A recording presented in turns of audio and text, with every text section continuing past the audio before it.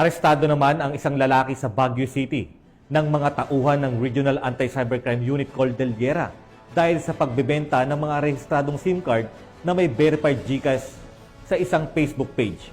Magbabalita dyan si Patrolwoman Mary Grace Artizuela. Sa kulungan ngayon ang bagsak ng lalaking ito matapos makumpirma na ito'y nagbebenta ng mga rehistradong SIM card na may verified GCash o PayMaya account sa isang Facebook page. Sa pamamagitan ng cyber patrolling, nakipag-ugnayan ang mga otoridad sa suspect at nakipagkasundo para sa pisikal na transaksyon. Dito na ikinasa ang entrapment operation sa pinagsanib na puwersa ng Regional Anti-Cybercrime Unit Cordillera, Baguio City Cyber Response Team at sa pakikipagkoordinasyon sa Baguio City Police Station na nagresulta sa matagumpay na pagkakahuli kay alias Junjun, 32 anyos at residente ng Quezon City.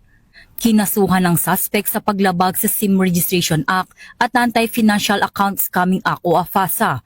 Samantala, nasa pangalagan na ng Baguio City CRT ang suspect, pati na rin ang mga nakumpiskang ebidensya para sa tamang disposisyon at investigasyon. Aming pinalalahanan ang ating mga kababayan dito sa Cordillera at kung saang banggaho ng Pilipinas ay huwag po tayong bumili ng mga SIM na kung saan through online na sinasabi nilang registered.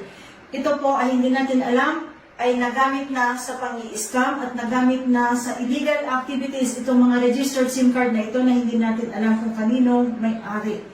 So kung kayo po ay bibili ng SIM card o gusto nyo palitan ng mga SIM card ninyo, kayo na lang po ang pumunta dun sa legit or authorized seller or dealer ng mga SIM card or cellphone para hindi po kayo mabiktima ng pang-i-scam or dito sa cybercrime. Mula dito sa Campo Crame, ako ang inyong PNN correspondent, Patrolwoman Mary Grace Artizuela, nagbabalita para sa Police News Network, Alagan ng Batas, tagataguyod ng Balitang Pulis.